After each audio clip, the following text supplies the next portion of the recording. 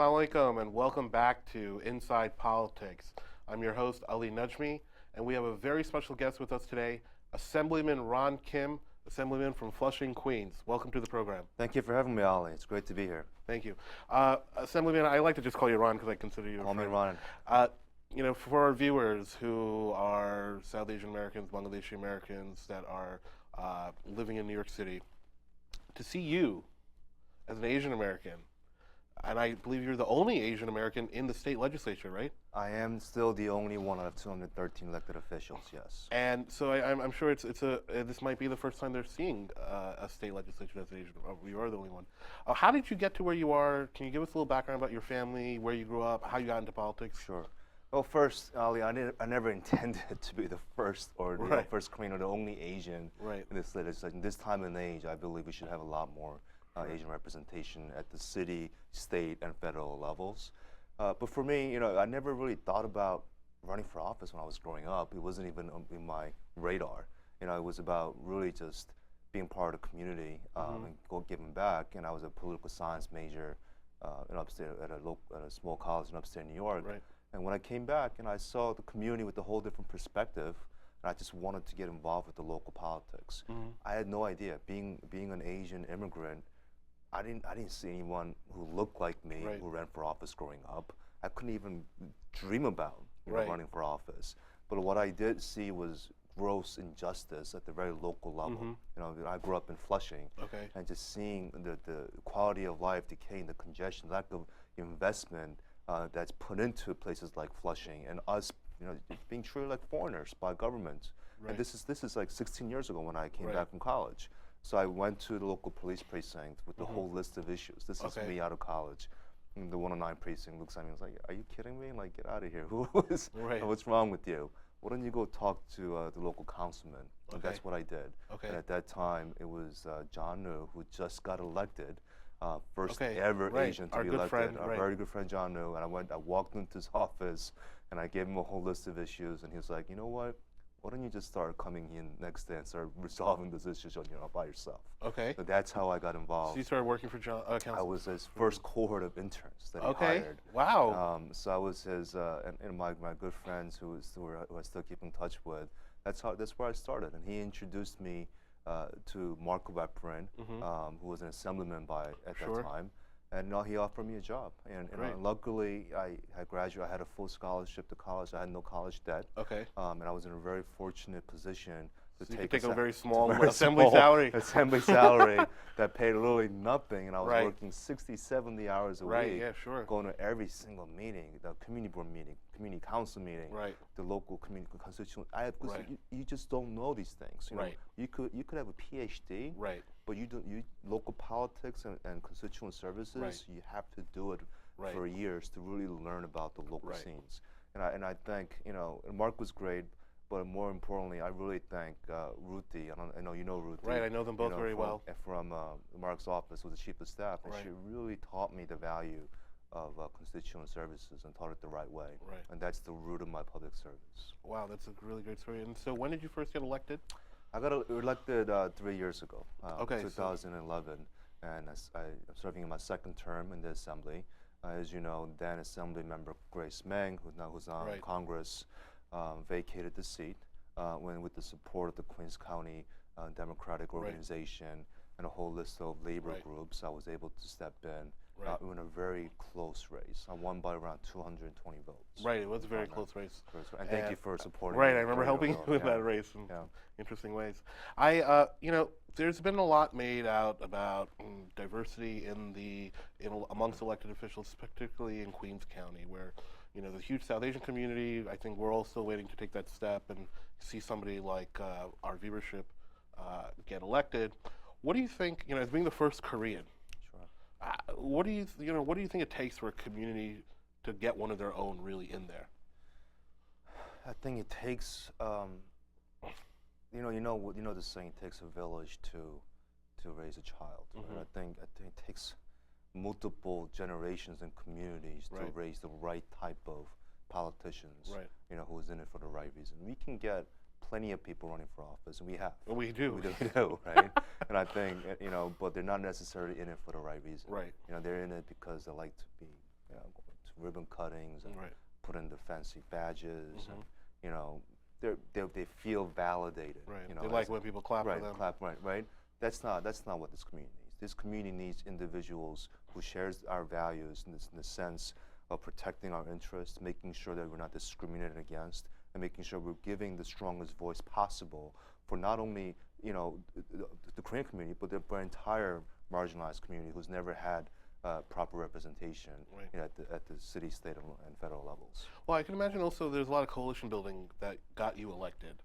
Flushing is Chinese. It's many different types of Chinese, many different dialects. It's Korean also. You're obviously Korean. It's a lot of, there's African Americans, Sure. there's Jewish Americans, there's white Americans. Sure. But particularly I'm really interested in this sort of Chinese Korean coalition Sure.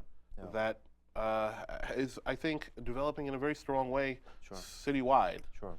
And is just as politically advantageous. Sure. Not necessarily a natural Yeah. coalition. Say if Sure. you take like old world politics, Yeah. that's something the South Asian community deals with all the time. Indians, Sure. Pakistanis, Bangladeshis. Can we make Of course. how strong is that Korean and Chinese American coalition in New York City? It is extremely tough and challenging.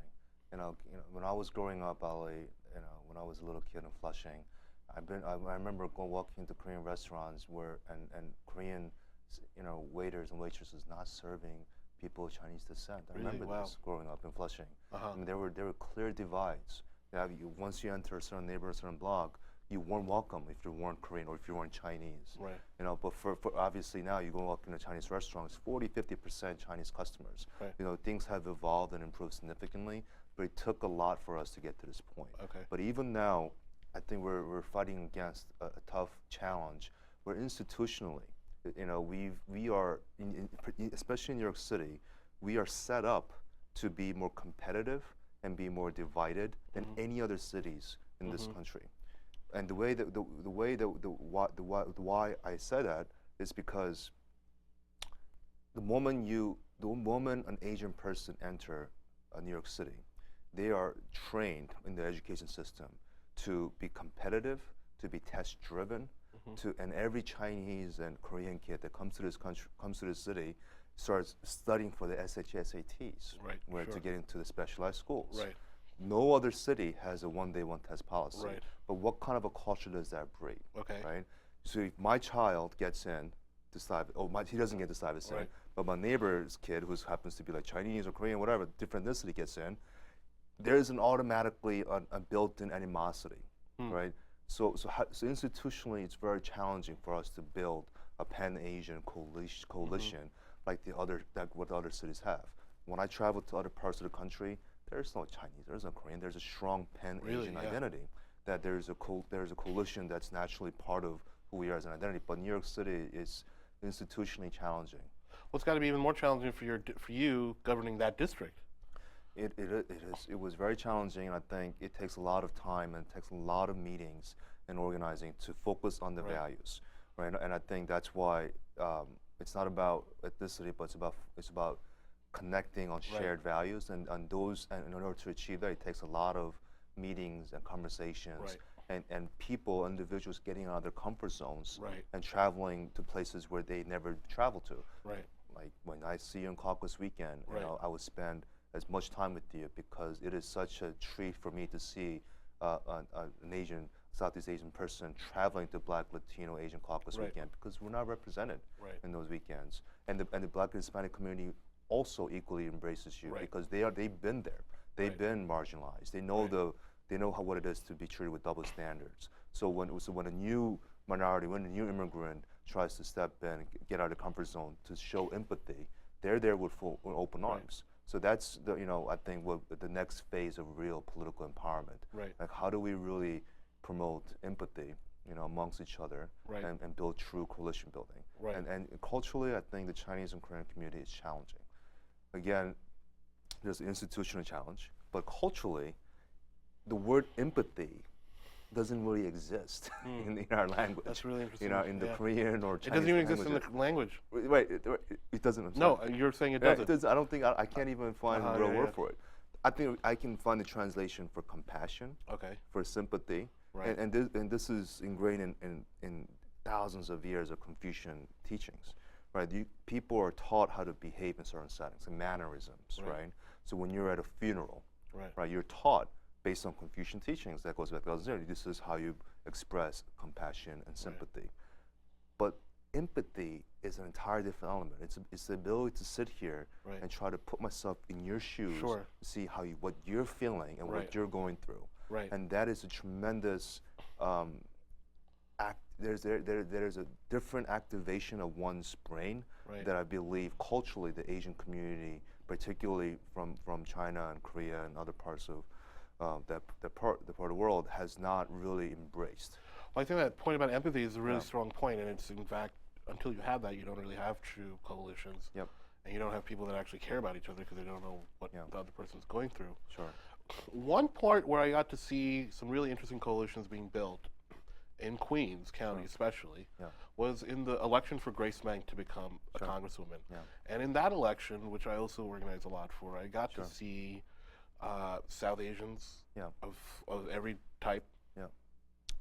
Obviously, the Chinese community rallied huge. I saw Korean Americans rallying big time. And there were all these groups that Grace Meng put together to make history. And of course, she had the support of Congressman Crowley and the organization. And it was a really shining moment, I think, for me as an organizer, and I think for the county. And I've always had questions about how to keep that going. And it's,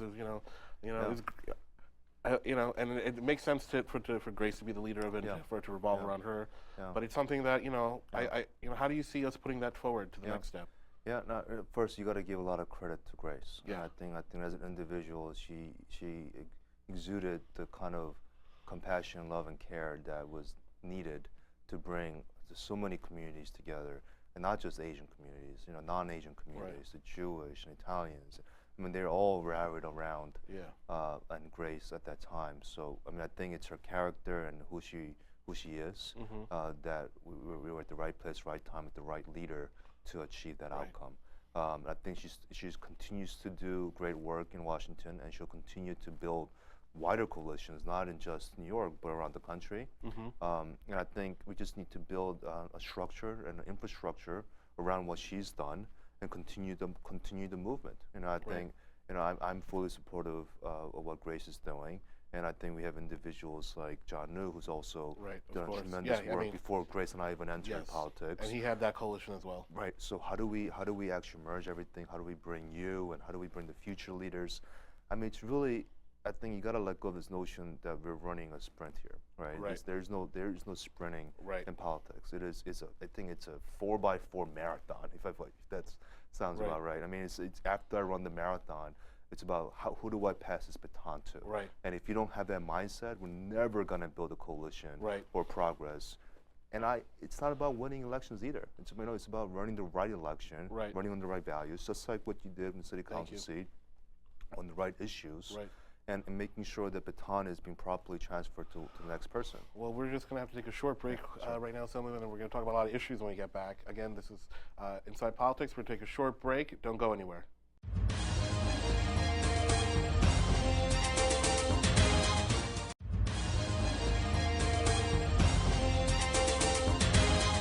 Welcome back to Inside Politics. I'm Ali Najmi, your host, and we have Assemblyman Ron Kim from Flushing, Queens here with us. Assemblyman Kim, let's talk about what the hot issues are right now in Albany and the state. The governor has been promoting $15 an hour minimum wage. Where do you stand on that, and what do you think that means for our communities? I've actually had breakfast with the governor last week with my colleagues, as mentioned. He had a number of different issues that we were trying to achieve this session, including trying to regain public trust, especially with the recent cases behind the majority leader and the speaker. There's nothing more important than regaining the public's trust, and I feel confident that we can do something positive with the governor and the Senate this year. But 5 for 15 is something that he's been championing for the last few months. He has an entire army of buses going around the state, making a lot of people upset in some parts of upstate New York. But he's really perpetuating the legacy of his late father, Mario Cuomo, who's been just a huge champion of labor and working families.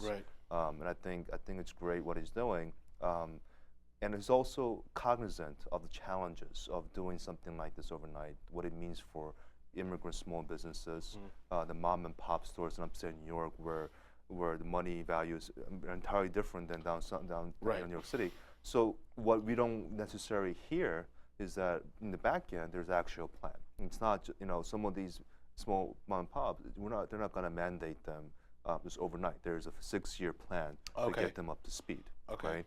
There's incentives, there's tax breaks. That's part of the budget that he's putting in for our small business owners here. Right. So I think we just need to do a better job in promoting that, making sure it stays in the budget. If it's not in the budget, put more in the budget, because they're quite frankly. I mean, I'm hearing a lot of complaints and concerns.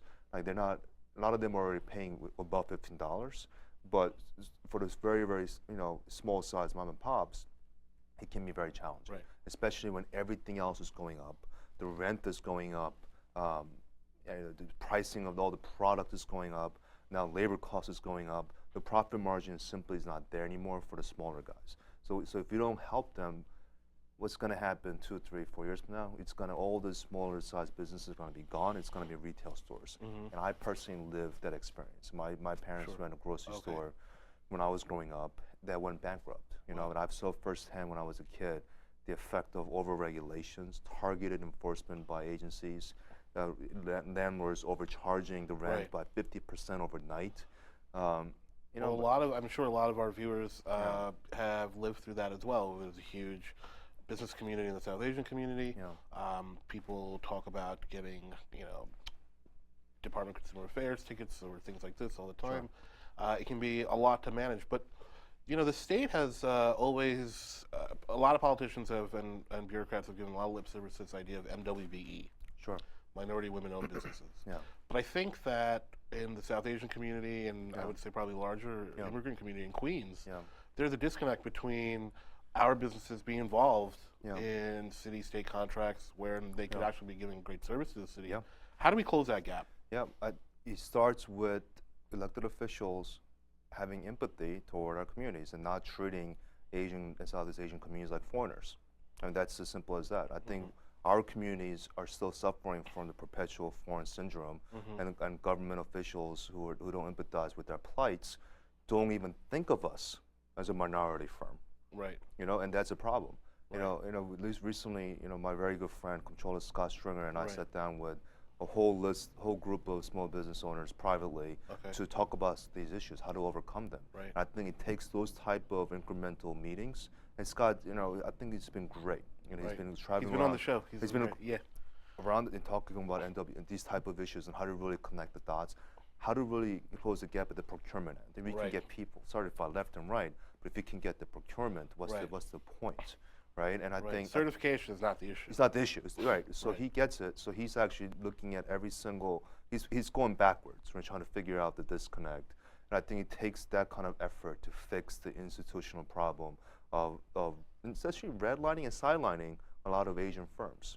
And I think it's totally unfair, and we need to be part of the procurement process. I know you just came back from Albany today to make it for this show. You were there this week. I believe that our good friends at the Bangladeshi American Advocacy Group, BAG, came up to Albany in full force this yesterday, I believe. And they had a large agenda that I know you're very familiar with: halal food in public schools, and making Eid recognized statewide and in state institutions. What do you think about especially the halal food bill? What do you think about that bill, and do you think we can actually get that done? We're going to push for it. I mean, first of all, they do an amazing job. They come up every single year. They don't just come up to be recognized on the floor. They actually go door to door with the list of advocate group individuals and advocacy issues that they're promoting, and it's very effective. And so I want to thank them for always being there, and I try to make as much time. And I also want to thank my colleagues for embracing them. Senator Ruben Diaz Jr. to other colleagues of mine. Luis Sepulveda is another one that's very good to the community. Very good to the community. He's always in Queens. I mean, so we're very thankful that there's other communities outside of our own community that's embracing us. I think there are kids literally going home starving, because they don't have options. They don't have access to the type of food that they can eat, and that's not right. Especially in a time and era when we talk about equity and nutrition being part of the biggest problems in our public school systems, making sure the kids are eating properly. again, why are certain kids from certain backgrounds not part of the conversations? Not part of the conversation. Right. And that's not equity. That's not giving each child an equal opportunity to succeed. So I absolutely believe we should provide that option. And I tell you, I played a very instrumental role in following the Muslim holidays and in making sure that Lunar New Year for the other Asian communities were part of the discussion as well. We were able to institute that last year. And I tell, and I know there are people out there who often criticize, why are you taking away, school days? This is not, we don't want that. And I actually agree to an extent that, our community, we focus on education. We like school days. We want our kids to stay in schools. But there is a much larger agenda here, which is that our culture, the Muslims, the Asians, we are as every part of the American fabric as any other group that came to this country. Exactly. And we've sacrificed so much, but yet we are continue to be looked and viewed as foreigners. Case in point, the timely topic at the Oscars. Right.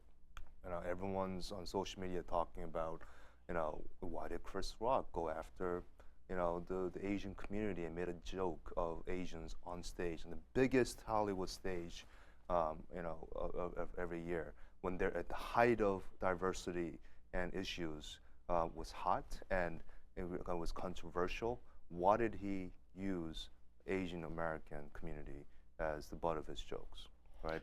Maybe you can. He did it because he could. Right. It's the same reason. Why would Donald Trump go to the national stage and kick the Muslim community? It's because it's a sign of political weakness. Sure. It's very telling, I guess. But I think that where do you think? How do you think our voting is right now? Because in terms of turnout, we constantly thinking about getting the vote out and turnout. You go to Flushing, you have Peter Kuz, the councilman. You're the assemblyman. Grace Meng is the congresswoman. Sure. We're hoping to make history soon, hopefully, with the first state senator. Sure. But it seems like the East Asian community has had political success. Sure. You've had John Liu's been a citywide elected official. Sure. Yeah. How's turnout looking? How are the numbers?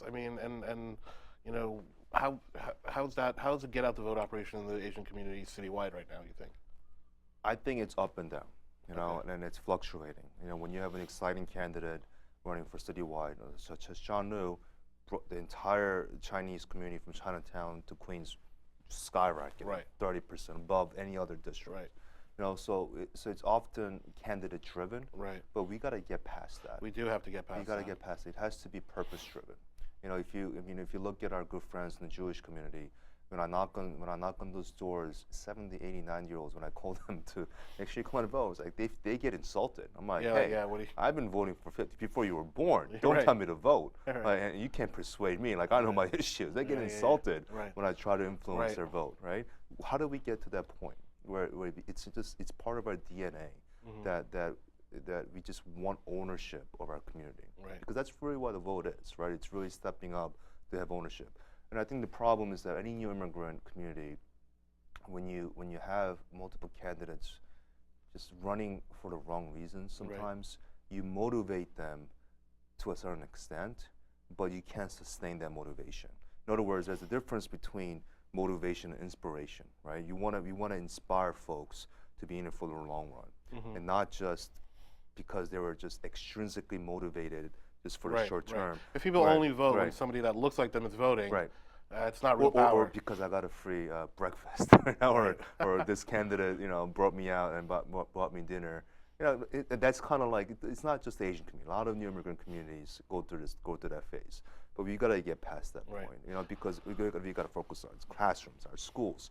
I know we're going to talk about seniors a little bit, but senior centers and the resources we got to get back. We really have to focus on the issues like what you did when you ran for city council. And that's why sometimes it's not about winning and losing. It's about educating our folks to think about politics and public service in the right direction. Well, we only actually have about 1 minute left in the show, but let me ask you one question. It's a presidential year, and we're talking about, what do you think we can do to rally the Asian vote, nationally, to make sure that Donald Trump doesn't win and that we get a Democrat? It's an urgent matter. Right now, Donald actually was talking about the stats, and he's actually pretty right. that there's a rise in Republican turnout because of his pandering and of his able to connect emotionally, and there's a decline in someone to turn on Democratically. So this is an urgent. It's an urgent time. So well, Assemblyman, you can't stress it well enough. April 19th is actually the presidential primary. Have you endorsed a candidate? I've been supportive of Hillary from day one. Okay, well there you have it. So thank you again, Assemblyman Ron Kim, for joining us. Everybody, thank you for joining us here on Inside Politics again. We'll see you next week